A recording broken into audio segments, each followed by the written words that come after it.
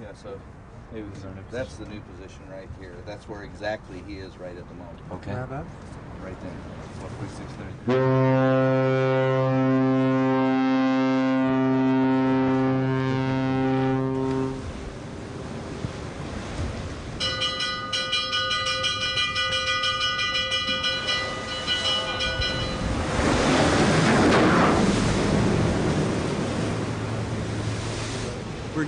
Nous avons averti l'Oriental Bluebird qu'il violait le sanctuaire international des baleines.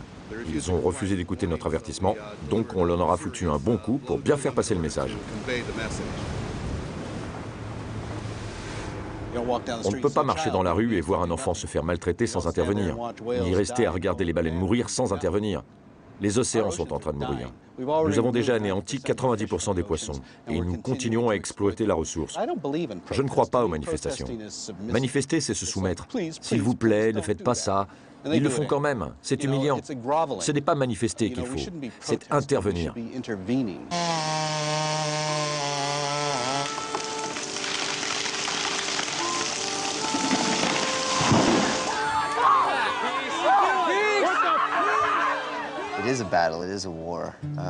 C'est une lutte, c'est une guerre. Ce que les gouvernements et les grands industriels font est extrêmement destructeur. Pour moi, il est impensable de ne pas considérer ça comme une guerre. C'est quelque chose que nous devons combattre. J'aime pas mettre le feu. J'aime pas rôder la nuit en portant une cagoule, en rampant sous les voitures. J'aime pas ça. J'aime pas risquer ma vie perchée dans un arbre à 60 mètres du sol. Mais je sens que c'est nécessaire de faire ça.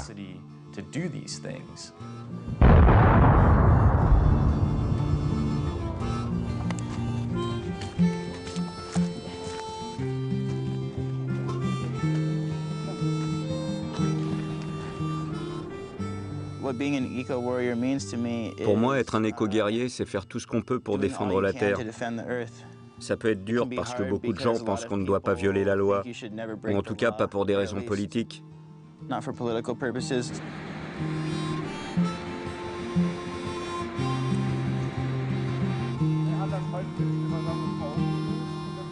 S'il y a des choses qui ne me plaisent pas dans la société, ben, j'ai envie d'y changer quelque chose, je ne vais pas attendre que d'autres le changent pour moi, parce que sinon il n'y aura jamais rien qui va changer. Et puis si on est beaucoup, on atteint une certaine masse critique, si on est beaucoup à réagir comme ça, et ben on peut changer le monde.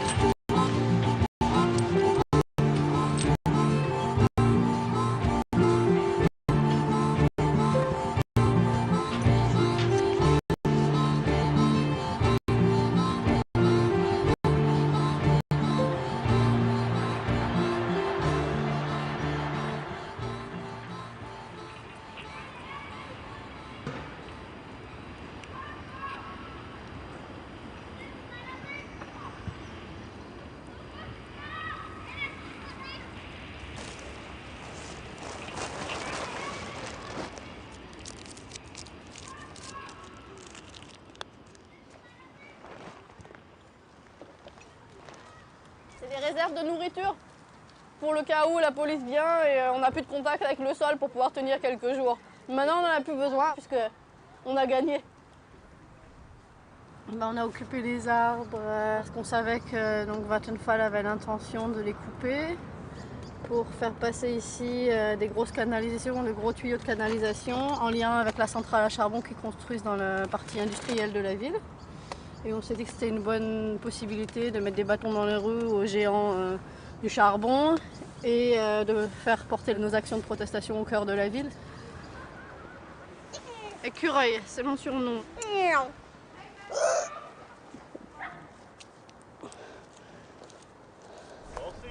Ouais, là kann ich den hochnehmen. C'est la première fois que je descends une plateforme. Parce que souvent, c'est la police qui se charge de tout défaire, vu qu'elle nous vire des arbres. Il a fallu attendre 3 mois pour que la justice elle dise non, non, non, il faut stopper les travaux maintenant parce qu'il y a des anomalies dans le processus d'autorisation de construction. L'anomalie, c'est qu'en fait, on n'a pas demandé son avis à la population, on n'a pas fait d'enquête publique. Moi, je veux pas, j'ai pas besoin d'un bout de papier qui me dit dans 3 ans, bah oui, c'était pas légal ce qu'ils ont fait, ouais, mais le problème, c'est qu'ils l'ont fait. Ça m'intéresse pas. Moi, ce qui m'intéresse, c'est de les empêcher de passer à l'acte.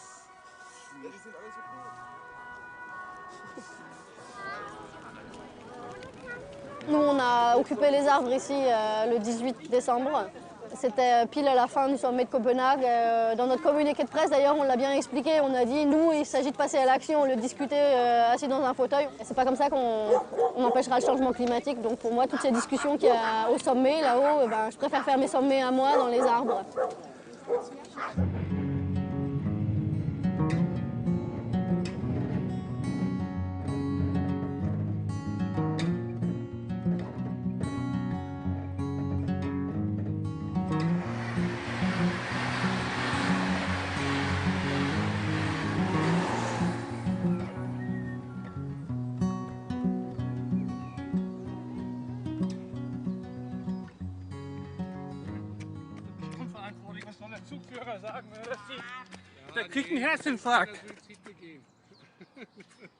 Ça, c'est la voie ferrée qui part de Lüneburg et qui va vers Dannenberg. Ça fait à peu près 50 km. Et ensuite, il y a encore 20 km de route jusqu'à l'endroit où ils veulent enfouir les déchets nucléaires. Pour l'instant, il y a un centre de stockage intermédiaire. Et ça, c'est le chemin obligé emprunté par les trains Castor, donc les trains nucléaires. Et ça, c'est des rails de TGV. Et ça a été fait qu'à cause de ces transports, pour que ça aussi, c'est devenu plus difficile à démonter. Parce qu'en fait, il y a un des symboles de la résistance, c'est que tout le monde se promène avec une clé à molette, pour dévisser les rails. Pour faire une action réussie, des fois, il faut savoir surprendre là où on ne nous attend pas.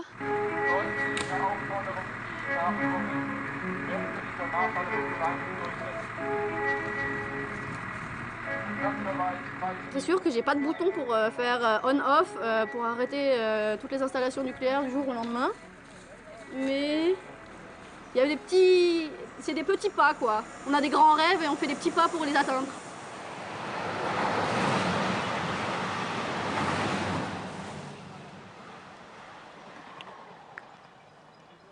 Action directe, ça fait à peu près 10 ans que j'en fais vraiment. Au début, c'était plutôt du théâtre de rue. Puis les actions anti-consommation, anti-publicité, contre les affiches de pub. Et puis,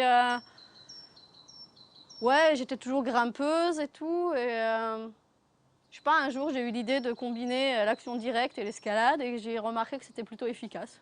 Donc j'ai décidé de continuer. Autant combiner la passion à l'engagement politique, c'est une bonne idée.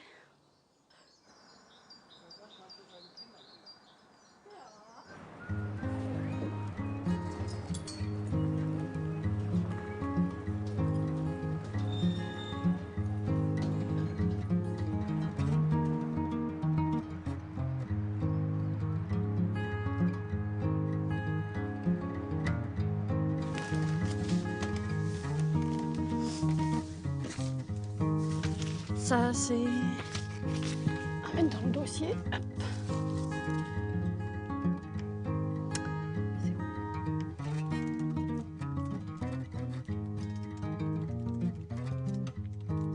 Quand on fait de l'action directe, on prend l'engagement de faire face aux conséquences devant la justice, quoi. C'est-à-dire que quand je suis pendue au-dessus des rails pendant quelques heures et qu'on me reproche coercition, je ne sais trop quoi, devant le juge, je peux pas dire non, c'est pas moi qui étais pendue là-haut, non, je veux pas qu'on me voie. C'est des actions pour lesquelles je me cache pas. J'ai jamais été condamnée à peine de prison, j'étais condamnée à des amendes qui relèveraient en France du tribunal de police. En allemand, c'est des Ordnungswidrigkeiten. Ça veut dire que c'est pas inscrit au casier judiciaire. Là, c'est plus ou moins les affaires en cours, classées en fonction si c'est du droit pénal, civil. Ça fait partie de l'action, c'est-à-dire qu'à chaque procès, bien sûr, il se passe d'autres actions, il se passe d'autres choses. Il y a des manifestations autour, on accroche des banderoles, on monte sur le toit du tribunal. J'ai fait assez souvent ça. Et puis ça fait à nouveau 2-3 pages dans le journal, par exemple. Et puis à nouveau, on parle, je sais pas moi, de l'export de déchets nucléaires vers l'étranger, des OGM qui sont pas bons, etc. À chaque fois, on reparle du sujet. Donc c'est une façon de multiplier une action. Tu fais une action une fois et on en parle pendant des années.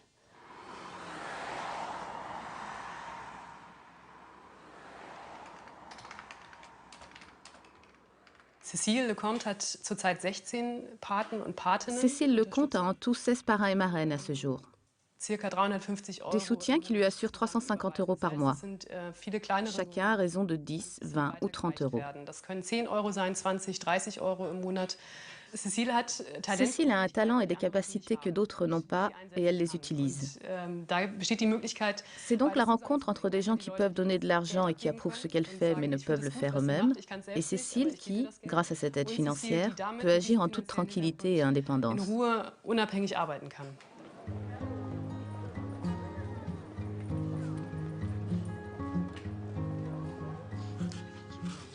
Ça c'est jeté, alors que c'est encore tout à fait en état. Donc nous on récupère ça dans les poubelles. C'est pas que je suis pour que tout le monde aille récupérer sa nourriture dans les poubelles, non, c'est pas la société que je veux, mais dans la société qu'on a à l'heure actuelle, je veux pas participer au gaspillage collectif. C'est une façon aussi de vivre avec peu d'argent, d'être plus indépendant. Si tout le monde consomme trop, on a besoin de plusieurs planètes, mais on n'en a qu'une seule, donc ça peut pas fonctionner. Ça, je l'ai récupéré à la plus grosse fabrique de gâteaux de la région. Ils ont plein de sucre qu'ils jettent. Là, je l'ai récupéré dans le container de Aldi. Pas la boîte, hein, mais le contenu, la farine. Les œufs, je les ai récupérés aussi. Le lait, je l'ai acheté. Donc là, je suis en train de me faire un gâteau avec 1,40 €.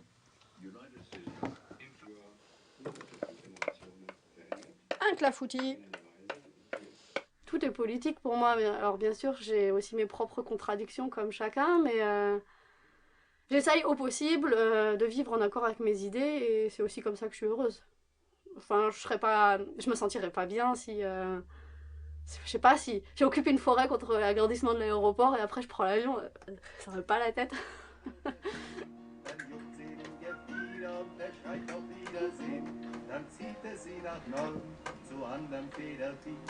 Vielleicht kommt er mal wieder, genau weiß man das nie. Ai, ai.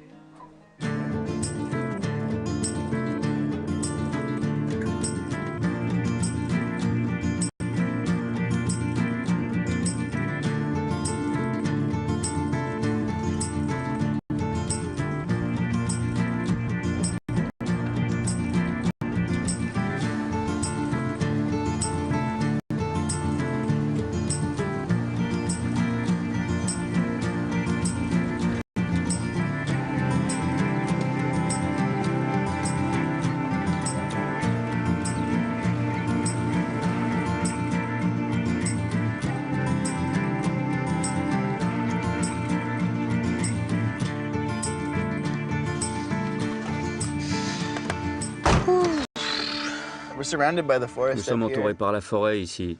La société Green Diamond Resources est le plus grand propriétaire de forêt de séquoia. Il possède environ 215 000 hectares, beaucoup plus que n'importe quel parc national. L'âge auquel ils veulent abattre les arbres, c'est 45 ans. Ça ressemble plus à de l'arboriculture. Ces arbres peuvent atteindre des milliers d'années, alors quand vous les limitez toujours à 45-50 ans, ce n'est plus du tout une forêt, c'est de l'arboriculture.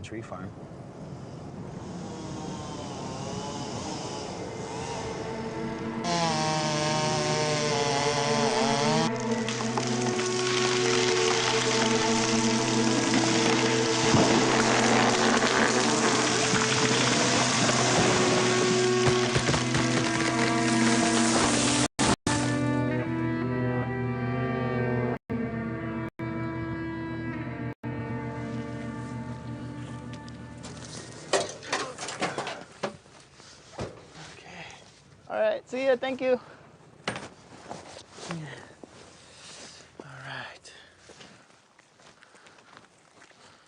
Ici, la forêt a été déboisée en grande partie il y a 5 ans. Voilà les terrains de Green Diamond, c'est ça. Il n'y a que des arbres tout petits, rabougris, des buissons. Je vais compter les anneaux pour savoir son âge. Il a à peu près 70 ans. Nous refusons de reconnaître leurs droits de propriété parce que tout ce qu'ils font, c'est de l'exploitation.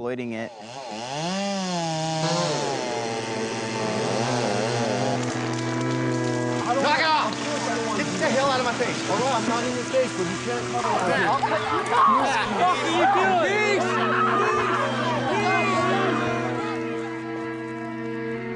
Earth First, c'est le mouvement auquel on appartient. Une de nos principales devises, c'est « Pas de compromis dans la défense de notre mère, la Terre ». Nous voulons qu'ils arrêtent les coupes à blanc, qu'ils arrêtent d'utiliser des herbicides. Nous voulons qu'ils ne déboissent pas les pentes raides et non stabilisées, ce qui génère érosion et glissement de terrain. Et nous voulons qu'ils ne coupent plus jamais les vieux arbres.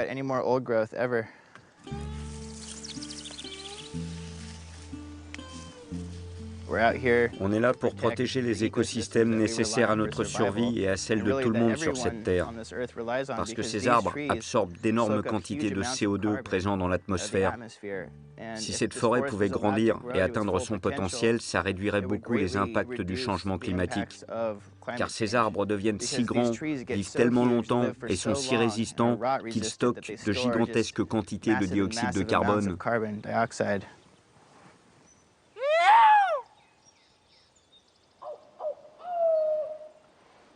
We got all the supplies you asked for. I brought some hot sauce, some beans, some cheese.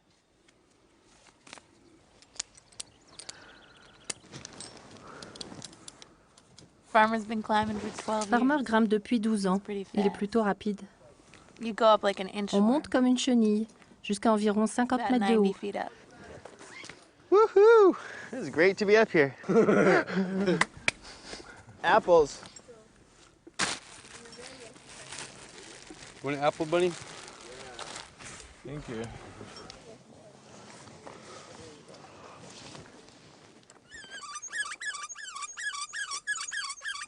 Il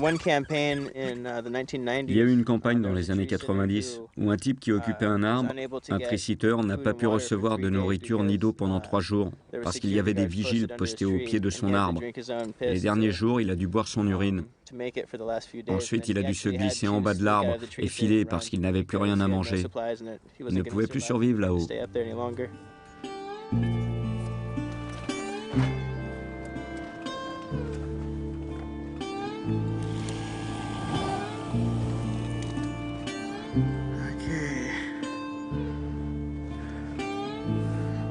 Go.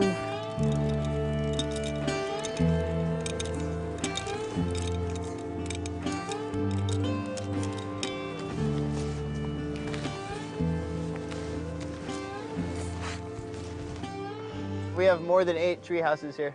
Nous avons plus de 8 cabanes dans les arbres ici. Notre réseau couvre plusieurs hectares et comprend plus de 40 arbres. Et les cabanes du village sont éparpillées. S'ils n'étaient pas sur le point de couper ces arbres, nous ne serions pas là. Je vais faire un gâteau au chocolat. Alors du chocolat, de la noix de coco, du beurre de cacahuète par-dessus. Je sais pas. J'espère que ça sera bon.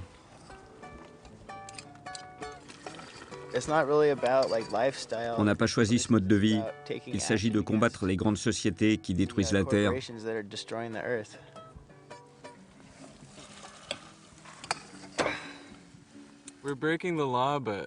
Nous violons la loi, mais eux, ils violent la vraie loi. Ils transgressent la loi du cœur, de la terre, de l'âme. C'est bien plus horrible que la violation de propriété, l'occupation des arbres, construction d'une barricade. Je ne peux pas être partout en même temps. Mais actuellement, c'est là que je suis. Je fais ce que je peux, et si tout le monde faisait pareil, les gens ne seraient pas obligés de parcourir la planète pour la sauver.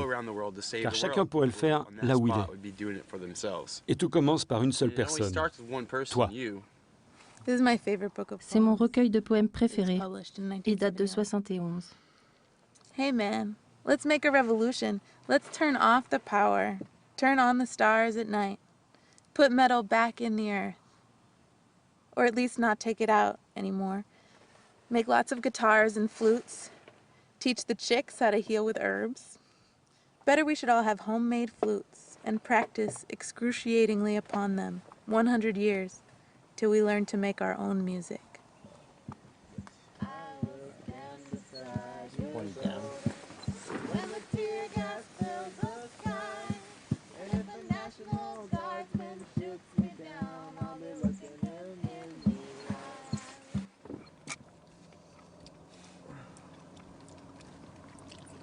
Je bois le jus des sardines, pêchées écologiquement au large des côtes de Californie, conditionnées au Vietnam. Pourquoi ils conditionnent ça au Vietnam? C'est idiot. Ils attrapent les sardines au large de la côte californienne, puis les envoient au Vietnam pour les mettre en boîte avant de les renvoyer ici et de les lancer comme un produit local. En plus, c'est une très belle boîte et ça me donne l'impression que j'ai participé à quelque chose en payant $1 ou 2 de plus pour les sardines.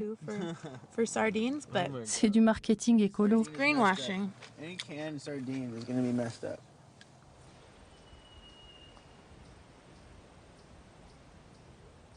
La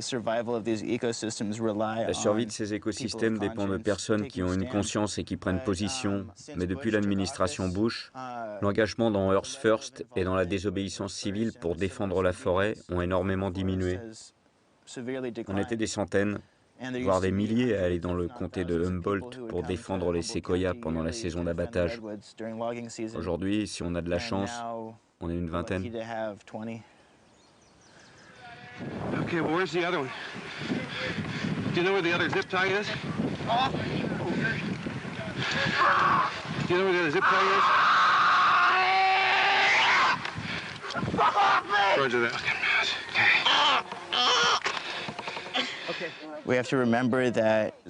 Il faut comprendre que ce qu'on fait ici, ce n'est pas un jeu. Pendant ce qu'on appelle la guerre des bûcherons, des gens ont été grièvement blessés ou tués. J'ai des amis qui ont été pourchassés dans les bois, jusque dans les collines. L'un d'eux a dû être secouru par hélicoptère parce qu'ils l'ont traqué et il est tombé d'une falaise et s'est cassé le bassin.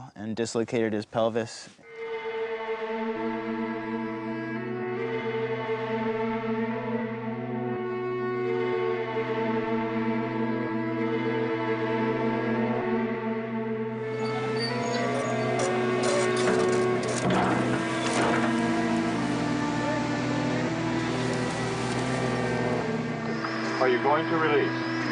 It is also my intention to use chemical agents to secure your release if you do not release voluntarily. Yes or no, sir? Because I'm going to apply pepper spray. Do you understand that? You're spraying our eyes! Why are you doing this to us? C'est peu après mon engagement que la police de Humboldt a commencé à utiliser des gaz lacrymogènes sur des personnes sans défense qui s'attachaient les unes aux autres. Ils trempaient des cotons-tiges dans le produit et leur frottaient les yeux avec.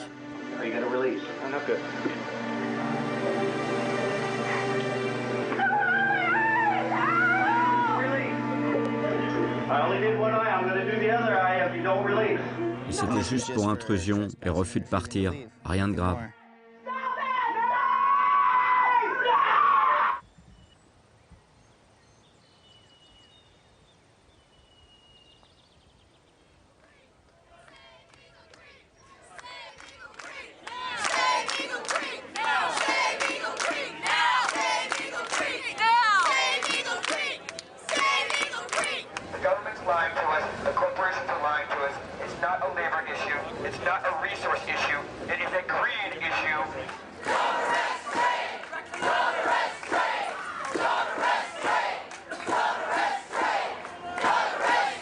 A notorious environmental activist admits his part in torching trucks in 2 eco-terror attacks. His sentence, 6.5 years in prison.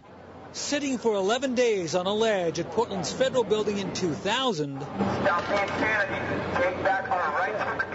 Trey Arrow, who was born Michael Scarpitti, talked a lot about saving forests, but he wouldn't admit he was among the arsonists who the following year torched Ray Chopard logging trucks near Estacada and trucks at Portland's Ross Island Sand and Gravel.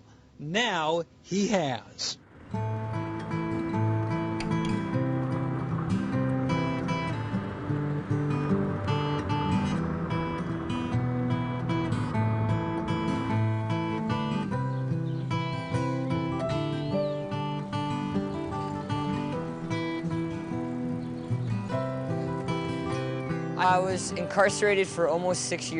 J'ai été incarcéré pendant presque 6 ans, si on compte la semi-liberté et l'assignation à résidence. J'ai fait tout ce que j'ai pu pour aider à sauver les arbres de Eagle Creek. Et ils voulaient toujours tuer ces arbres.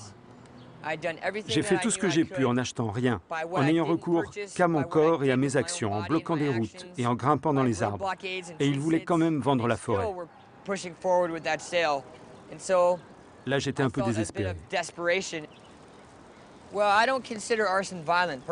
Pour moi, un incendie volontaire, ce n'est pas violent.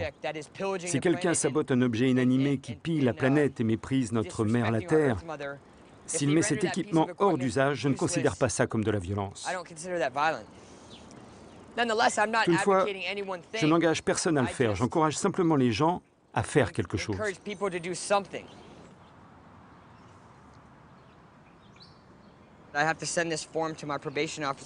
Je dois envoyer ce formulaire à mon agent de probation chaque mois pour qu'il sache ce que j'ai fait pendant le mois et que je ne crée pas de problème.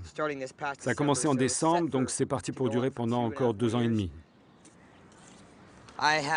J'ai été ciblé par le FBI et le gouvernement américain à cause de mes idées politiques. Pour ça, le gouvernement m'a déclaré terroriste.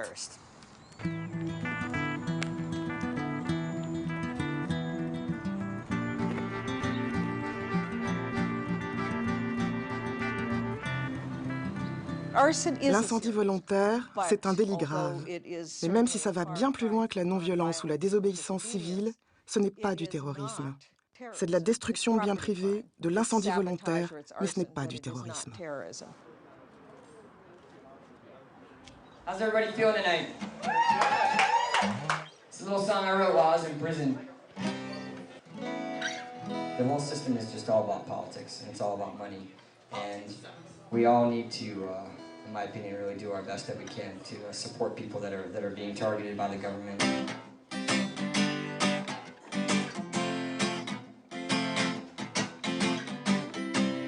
Time is now for the people to rise up. Time is now for the people to rise up. Show them how they can no longer divide us. I abhor violence. J'exècre la violence. Vraiment. Je ne tue même pas les insectes. Je ne tue pas les moustiques qui me piquent. Je les chasse du dos de la main. Mais eux, c'est différent. Ils tuent. Ils nous tuent. Et là, il s'agit donc d'autodéfense, d'éco-défense. Nous défendons ce qui nous donne vie, ce qui nous maintient en vie. Notre eau, notre air. Et vous savez, maintenant, on en arrive au point où nous allons utiliser les mêmes moyens qu'eux. Il le faut.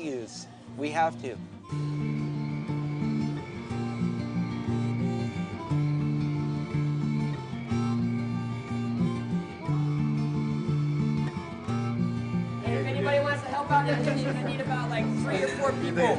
Actually, 5, 6. Yeah, we need dishwashers.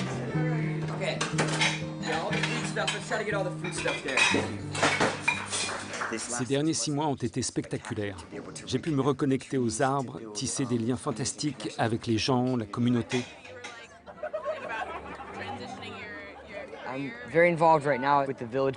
Maintenant, je m'implique beaucoup dans le Village Building Convergence, une organisation incroyable qui rassemble des gens de tous les âges, de toutes les couleurs, de tous les milieux pour aider à construire une communauté ici, à Portland.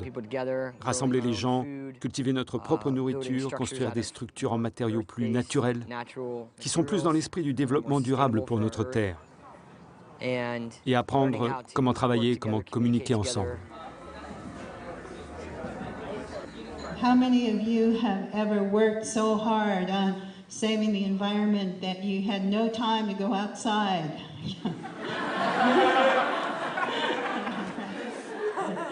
How do we actually make an intelligent plan for the energy descent that we need to do? We can start to build a different kind of economy, different kind of social ecology.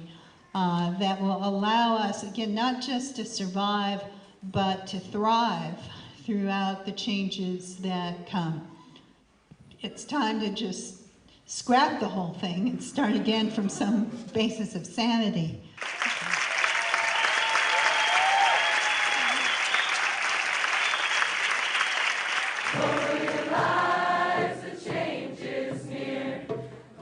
Together, love is stronger than fear.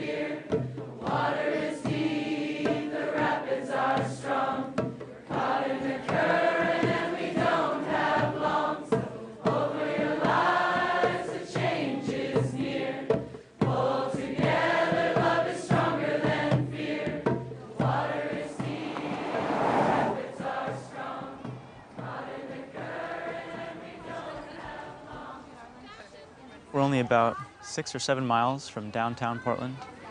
ne sommes qu'à une dizaine de kilomètres du centre de Portland. Ce terrain a été loué à un propriétaire, mais il a décidé de le vendre, donc la communauté qui vivait ici il y a 5 ans a réussi à rassembler $1,5 million de dons pour l'acheter. Ici, ça serait devenu un lotissement de 23 maisons, et là, nous serions au milieu d'un salon s'il l'avait construit.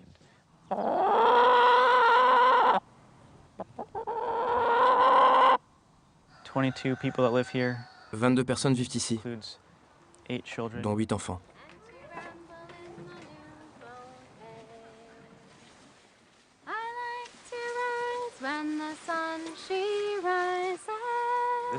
La parcelle ici fait 3 hectares et elle est entourée par un parc national de 300 hectares, donc les enfants peuvent y aller tous les jours. Ça fait partie de leur loisir. Jackson, come on up, honey.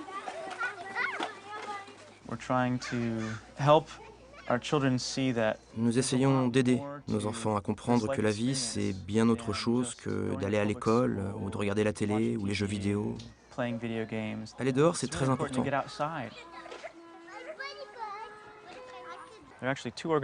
En fait, 2 associations se partagent ce terrain. Une communauté internationale qui s'appelle Cedar Moon, et puis la ferme communautaire Try on Life, qui est aussi à but non lucratif et qui est ouverte à tous ceux qui veulent participer comme bénévoles.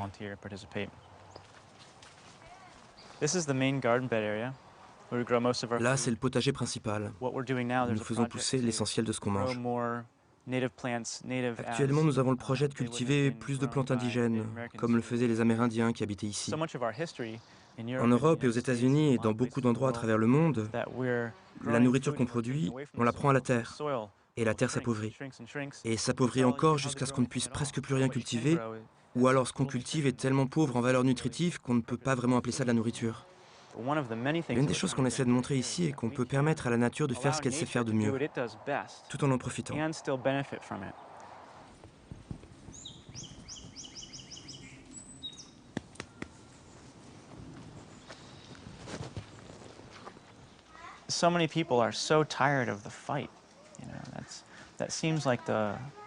Beaucoup de gens en ont assez de se battre. C'est dépassé. Des luttes depuis 40 ans, il y en a eu beaucoup. Pour moi et pour beaucoup de gens ici avec qui j'habite et je travaille, c'est la même chose. Ça ne nous intéresse pas de lutter, ça ne m'intéresse pas de rentrer en guerre.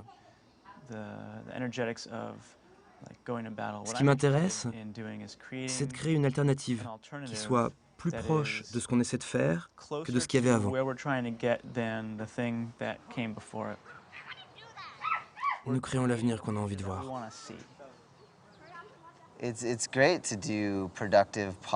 C'est génial de faire un travail productif, positif et créatif. Mais à mon avis, cela ne suffira pas.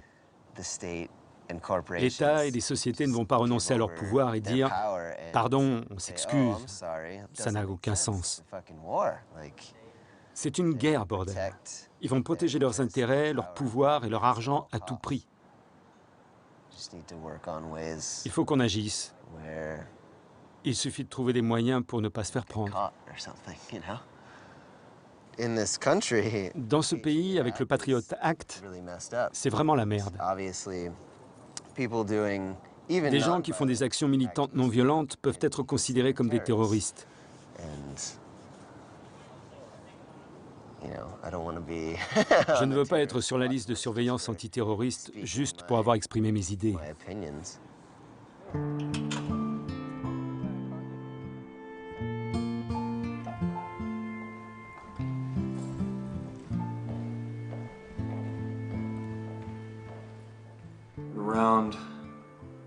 Vers 1 h du matin, avec un ami, nous sommes allés chez le concessionnaire Romanian en profitant de l'obscurité.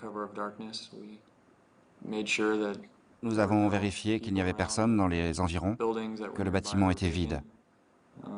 Nous avons allumé un feu qui a causé $40 000 de dégâts sur 3 camions.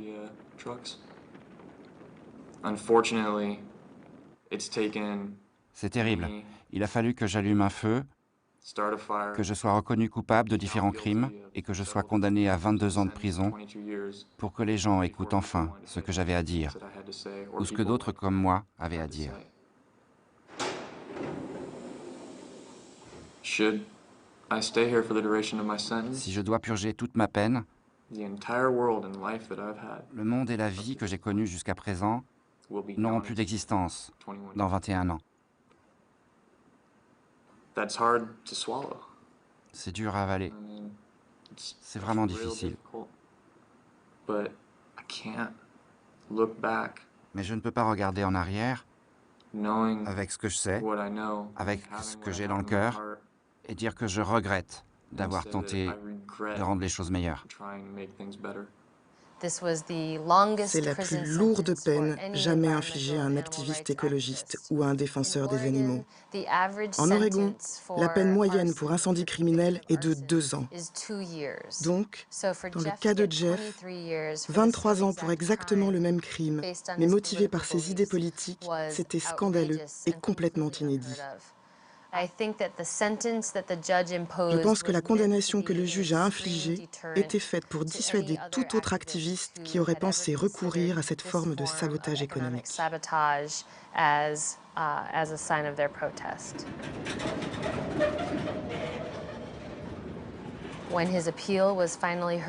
En appel, la décision a été déclarée illégale et la peine a été jugée injuste. Après 9 ans et demi de prison, il a commencé sa vie d'homme libre à 31 ans. Il a passé la décennie de ses 20 ans dans une prison de très haute sécurité.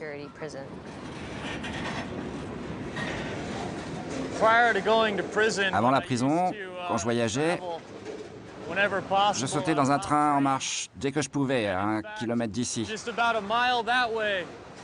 On grimpait après Eugene, on se cachait dans les buissons et on attendait un train un peu plus lent que celui-ci. Avec mes potes, on emportait nos affaires. Moi, je prenais mon chien sous le bras et on sautait dans le train pour San Francisco, là où les défenseurs des arbres de Fall Creek se retrouvent en vacances.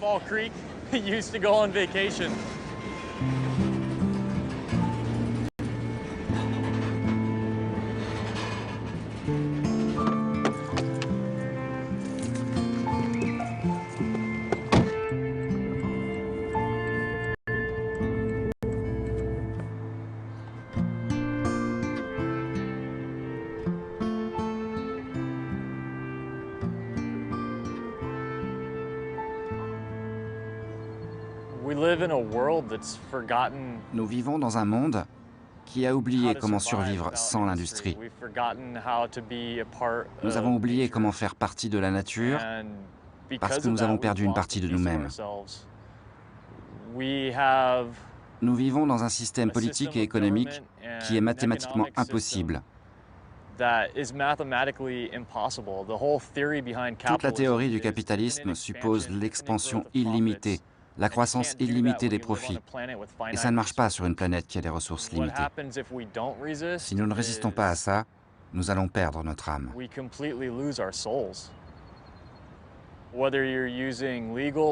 Qu'on utilise des moyens légaux ou illégaux pour résister à la prédominance du marché ou à la répression du gouvernement, pour arrêter le changement climatique, c'est justifiable. Résister à ça est justifiable.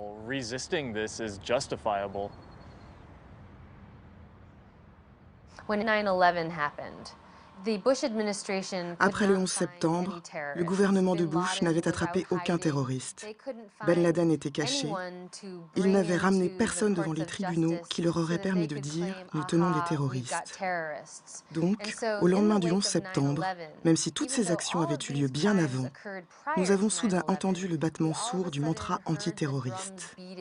Comme le FBI n'arrivait pas à trouver de vrais terroristes, ils ont décidé de s'attaquer à des jeunes accusés de sabotage et ils les ont classés terroristes.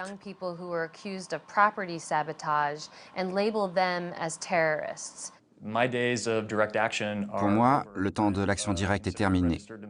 Je suis fiché comme terroriste dans mon pays, avec un dossier bien épais. Je n'imagine même pas la taille. Je ne peux plus faire ce que je faisais avant. Mais je peux raconter mon histoire, mes expériences, et continuer à plaider pour le monde que je souhaite, essayer d'obtenir un changement réel et significatif.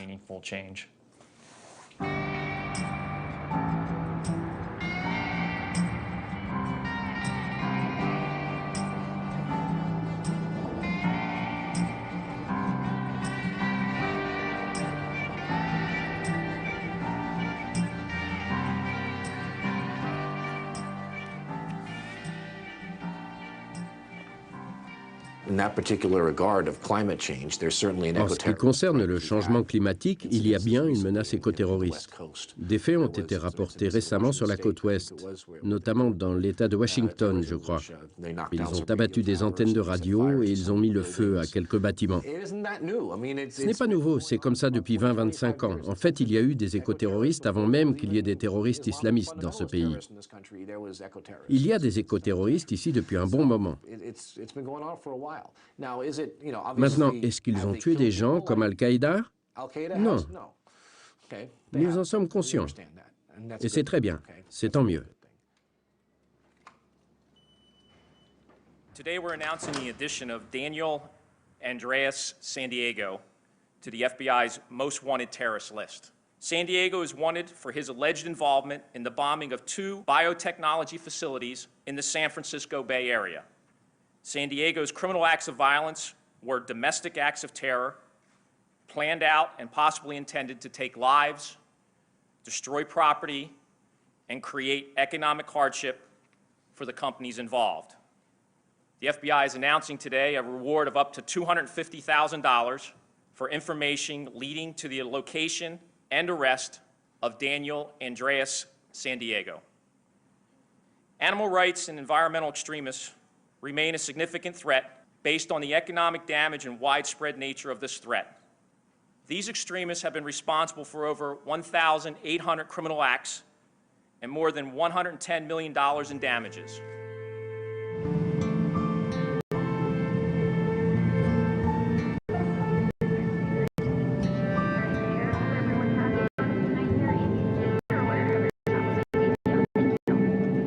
When I tell people that I was Quand je raconte que j'ai été en prison pour avoir refusé de témoigner devant un grand jury, c'était même pas un tribunal d'ailleurs, personne ne me croit.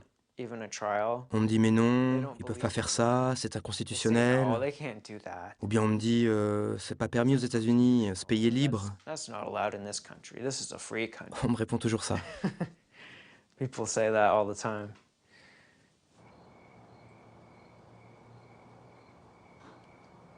So I was in nursing school. J'étais à l'école d'infirmier, fin mai 2006. Des agents du FBI se sont pointés chez moi et m'ont donné des papiers disant que j'étais cité à comparaître devant un grand jury. J'ai été désigné parce que j'avais des antécédents dans l'activisme écologiste, mais surtout parce que j'avais des liens avec des personnes qui pouvaient être impliquées dans des crimes. People who they thought may have been involved with crimes. I knew that a grand jury was. Je savais qu'un grand jury, c'était une sorte d'audience. On écouterait ce que le FBI me demanderait, toutes les questions qu'il voudrait. Il n'y aurait pas de juge et j'aurais pas le droit d'avoir un avocat. J'étais à peu près sûr qu'ils allaient me poser des questions sur ces activistes. Ce que je savais sur eux, si je connaissais d'autres personnes liées à eux, ce genre de choses. Je pense qu'ils enquêtaient sur l'opération Backfire. Tout ce que je sais, c'est qu'ils m'ont montré la photo d'une personne et ont demandé « Vous connaissez cet homme ?» À partir de ce moment-là, j'ai répondu « Comptez pas sur moi pour coopérer. » Alors, ils m'ont envoyé en prison et ils m'ont gardé pendant 6 mois. Sans que je sois reconnu coupable d'aucun délit.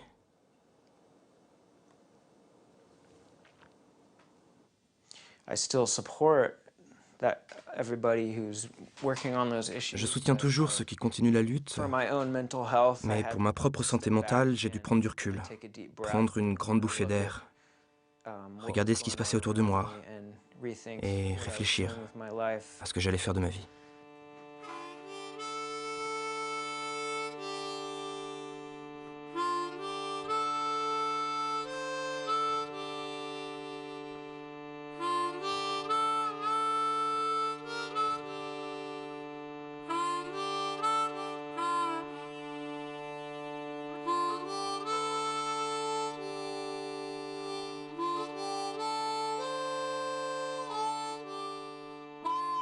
Le but de l'opération Backfire était, via la mise en application de la loi grâce à des membres du Congrès qui travaillaient avec les grands groupes industriels, non seulement d'arrêter les individus qui commettaient ces actions, mais également de s'assurer que l'opinion publique ne soutenait pas ces organisations et s'assurer que l'ensemble de ces mouvements soit complètement démantelé, complètement détruit, pour qu'il n'y ait plus aucune trace de résistance, plus aucune menace pour l'économie américaine, aucune menace pour le marché.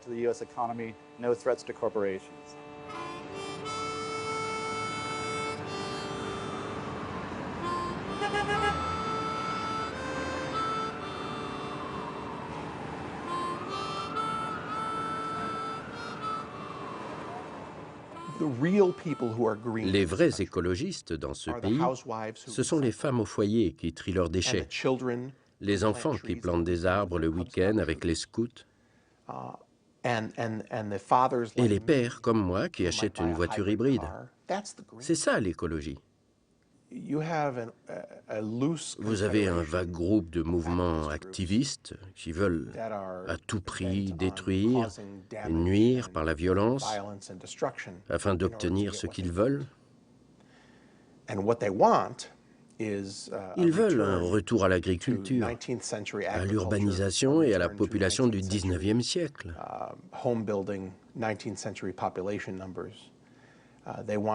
Ils veulent que la société redevienne comme avant. C'est une vision très restrictive du monde. Notre mission est de parler au public, de parler aux Américains et de les mettre en garde contre les menaces des activistes et du gouvernement, et aussi les menaces sur leur nourriture et les choix qu'ils font. Et qui vous finance? Nous sommes financés par les dons de beaucoup de gens ordinaires et également de quelques entreprises qui aiment ce que nous faisons et veulent que nous continuions. Comme qui? Nous ne donnons pas leur nom. Jamais? Jamais.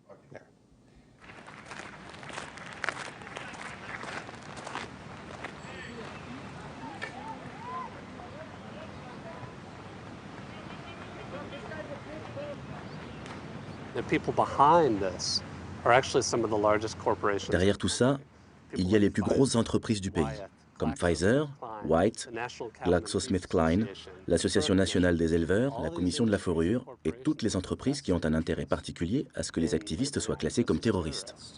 De plus, ce sont toutes des entreprises qui ont énormément d'influence sur le Congrès. Ils ont largement financé les campagnes électorales et ont contribué à l'élection de nombreuses personnes à qui ils ont réclamé que les activistes soient classés comme terroristes.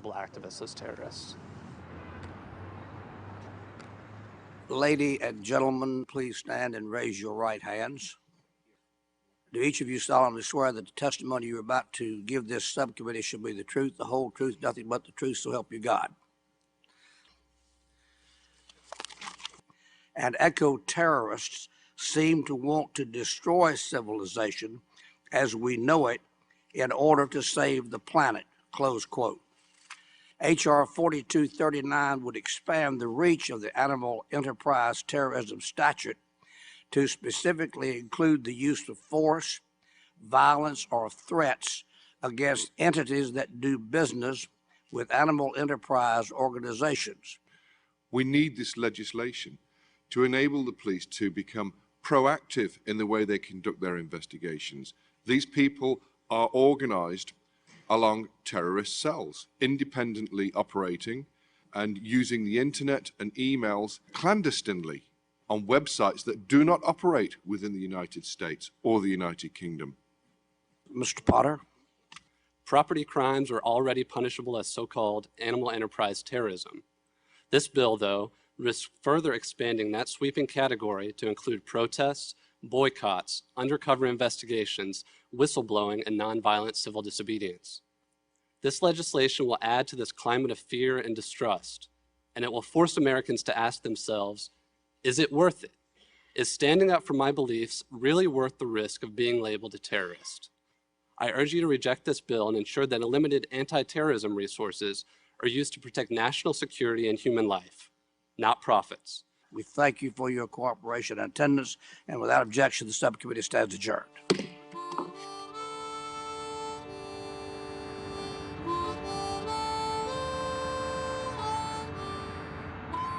The irony of all of this L'ironie, c'est que toute cette rhétorique et la loi anti-écoterrorisme arrivent au moment où tout le monde se déclare écologiste. Tout le monde s'inquiète pour l'environnement. Tout le monde devient écolo. Le soutien public envers les problèmes environnementaux est plus fort que jamais. Et les industriels et les politiques le comprennent très bien. Il y a un rapport du département de la sécurité du territoire qui parle de la menace de l'écoterrorisme et qui soulève le fait qu'il y a un danger dans la prise de conscience grandissante des problèmes environnementaux. Ils ont peur que les citoyens ordinaires se radicalisent et non seulement adhèrent à des idées plus radicales, mais aussi passent à l'acte pour défendre ces idées.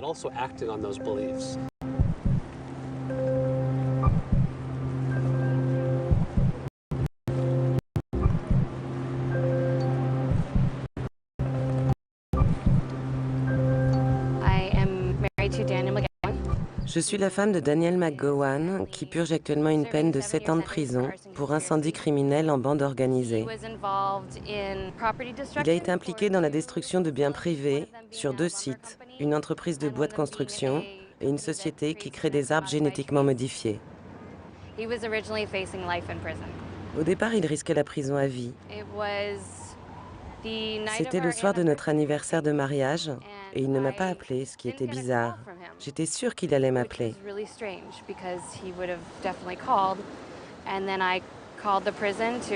Quand j'ai téléphoné à la prison pour savoir ce qui se passait, ils ne m'ont bien sûr rien dit. Plus tard, on a appris qu'il allait être transféré à Marion, dans le sud de l'Illinois, transféré dans une unité appelée Communication Management Units, unité de gestion de la communication, quelque chose dont personne n'avait entendu parler et dont on ne savait rien.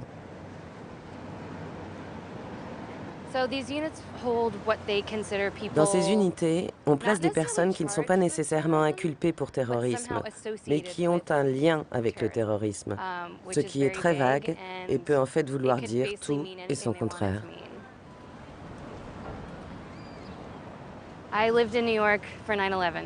Je vivais à New York lors du 11 septembre. J'ai vécu cela. Pour moi, c'est vraiment dur de savoir qu'on lui a collé cette étiquette. Est-ce que je sais ce que c'est, le terrorisme?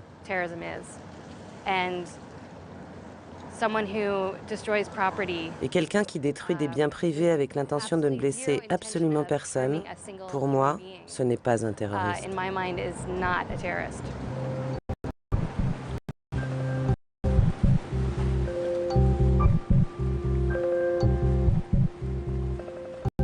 While President Obama's pledge to close Guantanamo and the secret overseas CIA prisons, calls are increasing for him to re-examine the treatment of prisoners detained as part of the so-called war on terror being held inside the United States.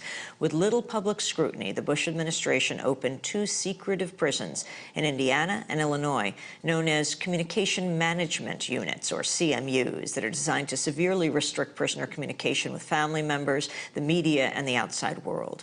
Dozens of Muslim men are still being held at the CMUs, as well as other prisoners, including environmental and animal rights activists. The government's provided little information about the special prison units. A search on the Bureau of Prisons website yields just 1 document, even mentioning the program. Only a handful of news articles have covered what's been described as a little Guantanamo by some of the prisoners.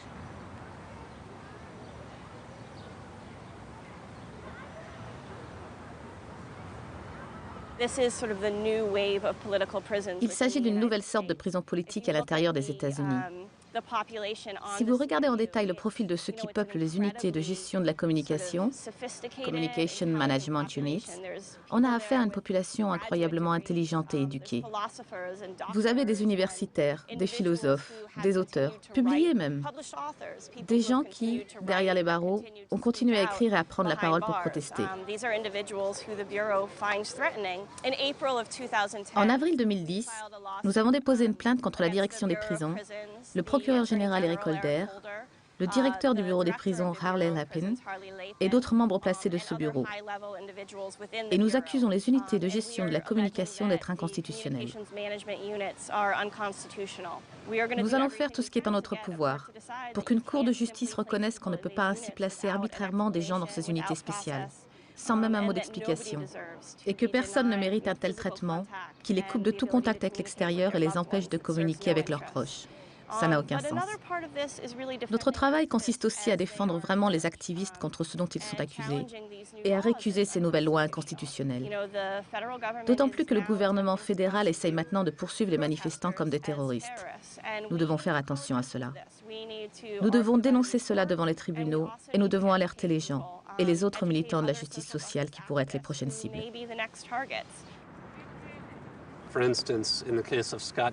Par exemple, dans le cas de Scott Demuse à Minneapolis, le procureur a plaidé devant la cour que c'était un anarchiste connu, et donc un terroriste. C'était aussi brutal et direct que ça. Il est anarchiste, donc terroriste. Comme preuve, ils ont parlé de livres qu'ils ont trouvés chez lui, des écrits d'Emma Goldman, ou encore d'autres sur le massacre d'Haymarket. Il s'agit donc bien de s'attaquer à des convictions, de s'en prendre à des idéologies. Ça a une résonance particulière pour moi. Je suis la petite fille de Julius et Ethel Rosenberg, exécutés dans les années 50 pour conspiration en vue d'espionnage. Ça, c'était l'accusation. Mais en réalité, le procès portait sur le fait qu'ils auraient censément divulgué le secret de la bombe atomique à l'URSS. Et il y avait une énorme indignation et un soutien de la part d'activistes de tout le pays, et même au-delà. C'était international, un immense mouvement international qui les soutenait et réclamait la clémence. Mais beaucoup de gens auraient pu s'impliquer dans cette lutte et ne l'ont pas fait parce qu'ils avaient peur. Ce n'est pas difficile de comprendre pourquoi, étant donné le climat de l'époque. Vous voyez, c'est une leçon de l'histoire. On ne peut pas laisser ça se répéter.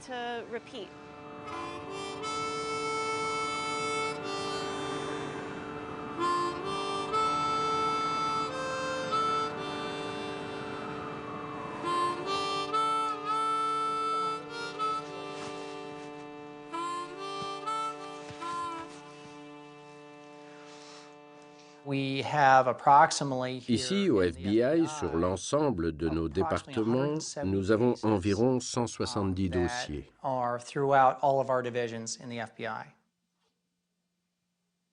Des dossiers sur l'écoterrorisme? Oui, qui concernent précisément l'écoterrorisme. Pouvez-vous me parler de Daniel McGowan? On va s'en tenir aux questions prévues.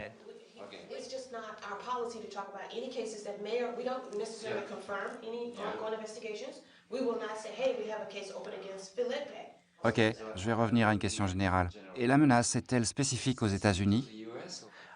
Je pense que ça va probablement prendre une dimension internationale. Et il est très important qu'ici aux États-Unis, le FBI travaille en étroite relation avec nos partenaires internationaux pour que ce genre d'idées politiques et de crimes n'arrivent pas chez eux. These types of ideologies and crimes do not occur at their home.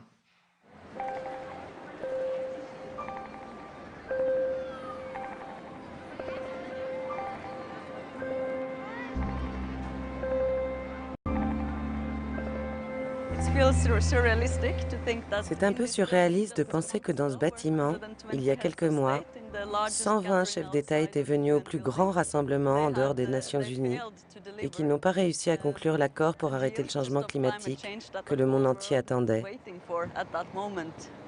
Là, nous avons mis des jolies tenues de soirée, nous avons loué 3 voitures, acheté des faux gyrophares sur Internet et fait faire des fausses plaques avec 007 comme James Bond.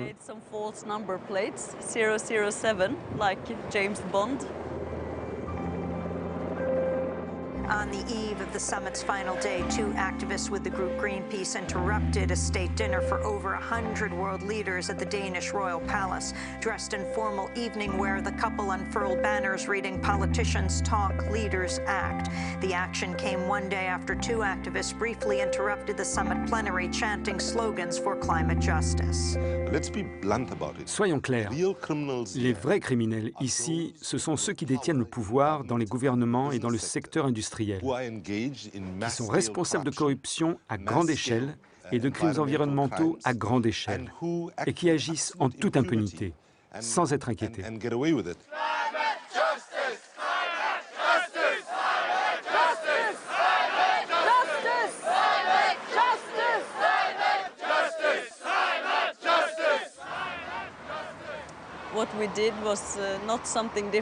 Ce qu'on a fait, ce n'était pas très différent de ce qu'on avait fait avant.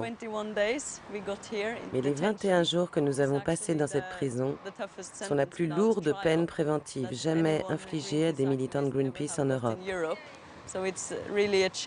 Donc c'est un changement radical. Je sais que je peux encore être condamnée à une peine de 2 ans de prison ferme.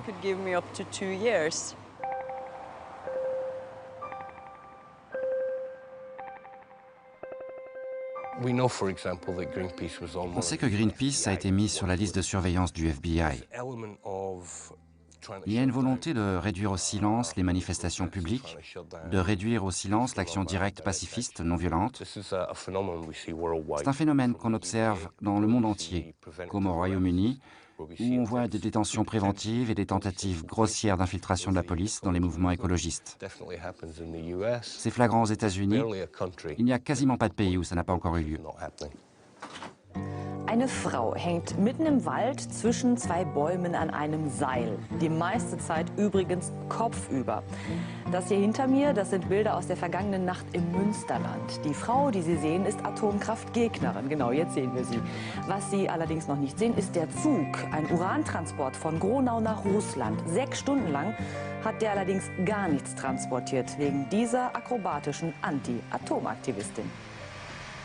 Ihretwegen steht alles Kopf. Cécile kommt, 26 Jahre jung, in Deutschland lebende Französin, alpine Kletterin und Kernkraftgegnerin. Seit 19 Uhr hängt sie schon in den Seilen über der Bahntrasse bei Burg Steinfurt. Der Zug mit 1000 Tonnen radioaktivem Material aus der Urananreicherungsanlage im nahen Gronau. Er steht schon 6 Stunden. Cécile will aufrütteln, erklärt sie uns nach der Aktion. Es ging um einen Urantransport, was nach Russland fährt und dann verschifft wird. Und es gibt kein, also für mich ist als Aktion als Protest gegen die Atomkraft und den Müll, der überall bei der Atomspirale immer wieder entsteht. Fantasievolle Aktionen sind Céciles Strategie. Schon einmal hat sie auf die Weise einen Atomzug aufgehalten. Die Polizei setzt dagegen auf ihre Strategien. Erst fährt ein Triebwagen der Bahn mit Arbeitsbühne vor. Er soll Polizisten auf Augenhöhe mit der Demonstrantin bringen. Nach Mitternacht rücken endlich die Spezialisten der Bundespolizei an. Kletterer, die eigens per Helikopter aus St. Augustin eingeflogen wurden. Cécile Lecomte est identifiée par la police comme une figure clé. Donc, avant les actions importantes, comme les transports Castor, elle est surveillée. En la plaçant en détention juste avant le dernier convoi, la police s'aventure en terrain glissant. A-t-on le droit de bloquer quelqu'un préventivement sur la base de suppositions? Nous pensons que la police est allée beaucoup trop loin. De telles arrestations ne sont pas couvertes par la loi.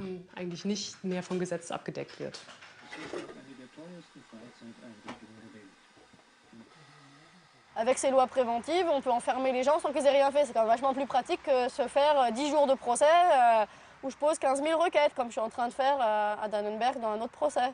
Les lois, elles sont jolies, il y a marqué la liberté fondamentale de manifester, puis après on te rajoute des choses, mais que dans cette condition, cette condition-là, cette condition-là. Et c'est comme ça qu'on fait. Et c'est comme ça qu'on restreint les droits fondamentaux. Et un jour, il n'y aura plus rien si on se bat pas.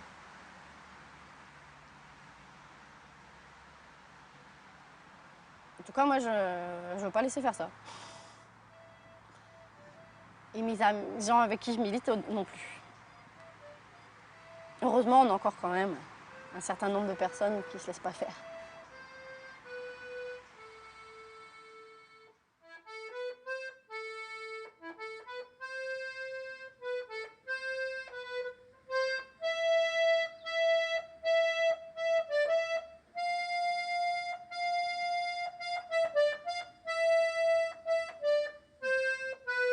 Il faut 15 à 20 millions d'années à la planète pour se remettre d'un phénomène d'extinction majeure. La planète a le temps, mais pas nous.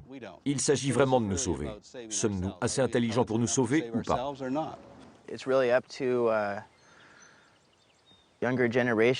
C'est vraiment à nous, les plus jeunes, de prendre position, parce qu'à la fin, c'est nous qui allons trinquer. Nous allons devoir assumer les conséquences des dégâts de ces derniers siècles, et on ne peut pas attendre que quelqu'un d'autre le fasse à notre place. We can't wait for somebody else to do it.